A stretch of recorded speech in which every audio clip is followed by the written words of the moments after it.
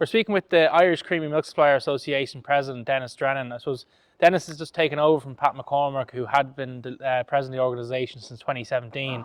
So I suppose thanks a lot for joining us firstly, Denis. But I suppose what I want to ask you first of all is, I suppose, how will you lead the organisation now in the face of all the challenges faced by the sector? I suppose we're looking at issues around climate, nitrates and even animal welfare.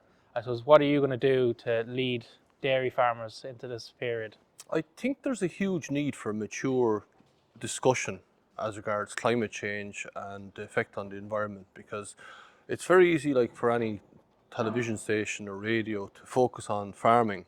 Like, okay, it's said that we're responsible for 37% of emissions, but a lot of those emissions are part of a natural cycle. So if you take the cows out in the field, now obviously they're in the shed here at the moment in the wintertime, but for 10 months of the year they're out eating grass. The grass is sequestering carbon dioxide from the atmosphere. The cow takes that in the form of grass.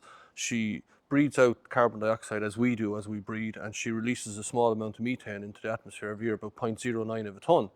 And that, after about 10 years, turns back into carbon dioxide and goes back into the grass cycle again. The grass takes it back in.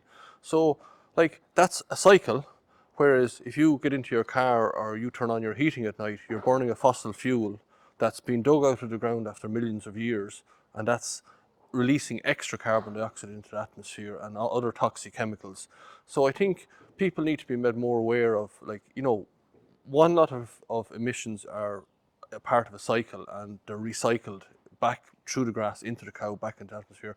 But the fossil fuel one is new carbon dioxide being released into the atmosphere. And I think we need to have a mature discussion about that, and also which emissions are actually necessary. Like, if you're here on the farm here and you're producing milk and cheese and butter or beef or lamb or whatever, as we do in our country, from that grass that's recycling the carbon, that's very different. That's necessity to produce food. We've over 8 billion people in the world. There's a huge number of malnourished. We need to produce food.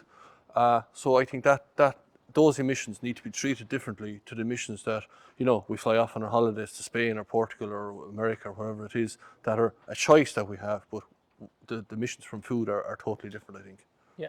And I suppose then, just on, obviously, nitrates is a big issue at the minute. A lot of farmers kind of looking at the figures at the minute, figuring out what they're going to have to do with their farm. And also, I suppose we've to look at the kind of the animal welfare end of it as well. And I suppose maintaining that image of the good animal welfare issues going forward. And I suppose, how will you kind of deal with these challenges? Well, I suppose the animal welfare issue, I think it's we've been a huge advocate of the dairy calf beef scheme. I mean, we need to produce an animal, as dairy farmers, we need to produce an animal that's fit for purpose. We need to be incentivized for that, and other people need to be incentivized to rear that animal. Like, so we need to produce a quality animal that's fit for purpose, get it to a certain stage, pass it on to the next farmer who's willing to take on that animal and bring it to beef. Because, like, we've over 60% of the beef kill is now actually coming from the dairy herd. So we need to improve the type of animal that we're producing. There are far more the meat from a dairy beef animal is far more carbon efficient than it is from any other sector. So what we need to do is really incentivize early slaughter and producing an animal that's fit for purpose. So what we're looking for is €75 payment for the dairy farmer or the person who rears the calf that has a suit fit for purpose, and another €75 for the person who finishes that animal, but on the basis of early slaughter. So that's good for the environment in that sense. As regards the calf welfare issue, look at my predecessor Pat was involved in that program that covered a huge amount of that. Like, there's no acceptance for calves not being treated correctly on farm. There's no acceptance for calves not being treated correctly in a mart, in lairages, in transport, all these things. Like, I mean, there's a huge image out there that the calves reach their destination if they're being exported in terrible conditions. But when you actually visit the veal farms across Europe, they want Irish calves because they actually arrive in better condition and better health than some of the calves that are coming from 2 or 3 hours down the road. So, I mean, there's a bit of a myth out there. Okay, sometimes things happen. There's rules and regulations that need to be enforced during the transport process, and that's what we need to get to. Obviously, you're just into the role now. So, like, do do you believe is the biggest challenge facing the Irish dairy sector now?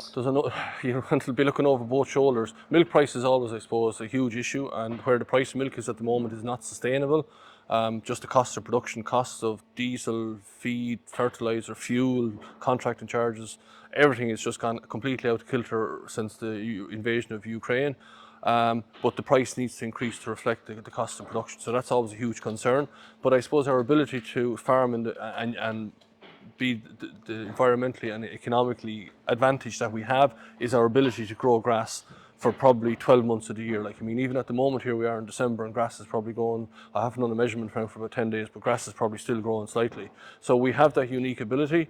And I mean, the problem we're going to end up with long term is that if the derogation keeps being cut, Teagasc modelling has proven that it's very minuscule the effect it has on water quality, the reduction in stock numbers on farms. So why are we chasing? Why are the EU Commission chasing getting rid of stock? We're going to end up in a situation that we'll have more grass than we will have cows to eat it.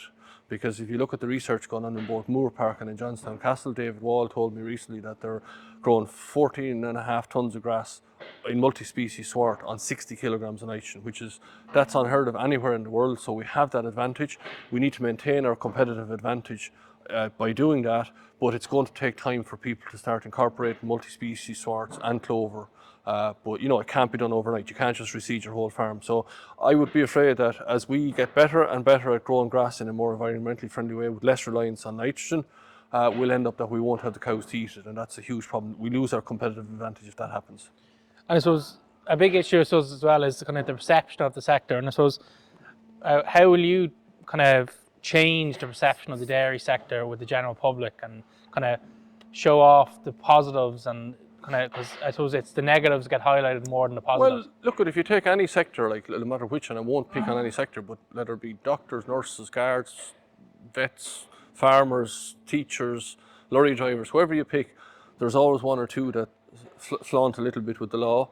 But I think the vast majority of farmers are willing to get up at 2 o'clock in the morning to look after the cow that's calf, and they want to do their best for the animals that they're in care of. Like, they want to produce the best quality grass for them to eat. They want to keep them in the most comfortable environment possible. And I think people maybe need to get out on farms and see what's actually happening on farms, and the work that's being done by farmers, and the willingness that the hours that they put in to look after. But we're getting to a stage that the reward for putting in those hours is really getting questionable, and that's why we've an issue with younger people getting into the industry.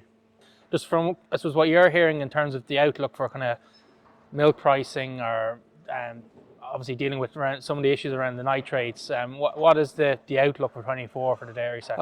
I suppose, look, the nitrates is a huge problem. The cost of production is a huge problem at the moment. Like, I mean, we're probably producing milk for the last 6 months at below the cost of production. The new norm is certainly going to have to, the milk price is going to have to begin with a 4, but thankfully I suppose the signs coming from the markets are that that's where it's heading for. We've the Dutch dairy quotes now heading up at 43, 44 cent a litre for butter and skim milk powder or whole milk powder, whichever you want to pick. Global dairy trade is in an upward trajectory.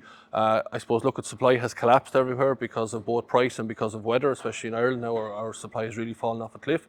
So it's positive, I suppose, from a milk price point of view. Things are looking good for the new year. You'd certainly be hoping you'd be facing into the new year with a 4 to start it and continue to rise. The nitrates is a huge issue, I suppose. We've been campaigning strong since the nitrates the derogation was announced back in March, April of 2022.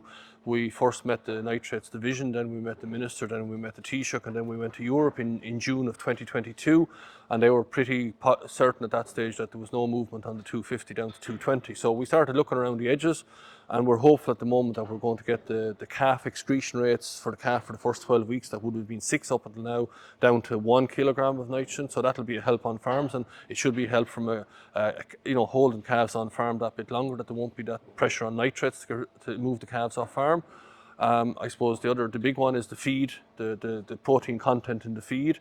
We've been talking to Lauren Salou extensively over the past, I suppose, year and a half, that it seems if you're willing to cut your protein in your nuts that you feed to your cows during the summer months from April to September, it'll have a huge impact, and it's scientifically proven that it'll have a huge impact on the nitrogen excretion rates from the cow. So the other one, I suppose, is for slurry exportation. There was a massive cut in the slurry from 5 kilograms down to 2.4 kilograms per cubic metre.